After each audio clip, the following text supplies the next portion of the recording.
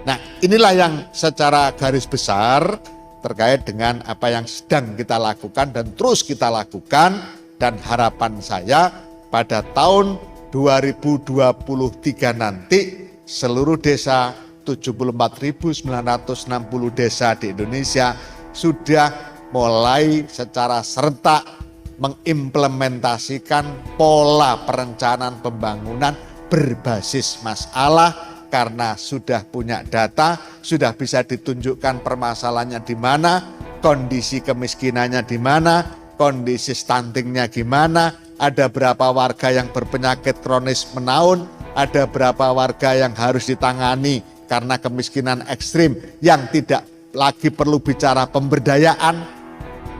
Karena kita temukan banyak sekali Bapak Ibu sekalian, sahabat-sahabat yang saya banggakan, warga desa masuk kategori miskin ekstrim dengan kondisi berpenyakit kronis menaun, usianya sudah lansia, tapi ini yang saya agak selalu saya ingatkan kepada masyarakat dan utamanya para pengelola desa.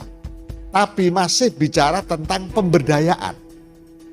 Padahal kita harus jujur, kalau sudah kondisi seperti itu tidak bisa lagi kita bicara pemberdayaan. Bagaimana kita mau memberdayakan? Berpenyakit kronis menaun, lansia, tinggal sendirian di rumah, terus kita ngomong pemberdayaan. Nah, ini yang juga sudah mulai terpetakan hari ini. Di desa ini ada sekian penduduk, sekian jiwa. Jadi kita tidak lagi banyak ngomong kakak sekarang.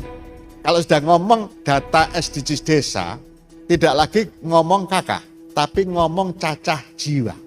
Sehingga bicara kemiskinan pun kita harus bicara jiwa. Kenapa? Menghitungnya jauh lebih real, lebih konkret. Dan by name, by address. Nah, kondisi inilah yang kemudian orang sering salah, misalnya, ini perlu saya sampaikan juga pada kesempatan yang berbahagia ini, sering kemudian meminta kepada Kementerian Desa, tolong dong kami dikasih data warga miskin, by name, by address, untuk kepentingan ini, itu, dan seterusnya. Ya jawabannya sederhana, kami tidak punya. Meskipun kami yang membangun sistemnya, kami yang mengambil kebijakan, kami yang memayungi regulasinya, tetapi data itu milik desa. Dikelola oleh desa, dikumpulkan oleh desa.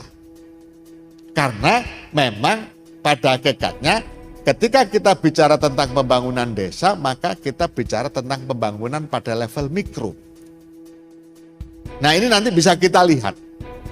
Kalau seluruh desa, 74.960 desa ini sudah 100% menyelesaikan pemutakhiran datanya, nanti akumulasi jumlah penduduk di Indonesia yang berasal dari 74.960 desa, itu berapa sih jumlah realnya?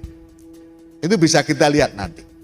Dan ini juga selalu saya sampaikan kepada kepala desa, bagi yang datanya sudah lengkap, jangan lupa updating data sangat penting.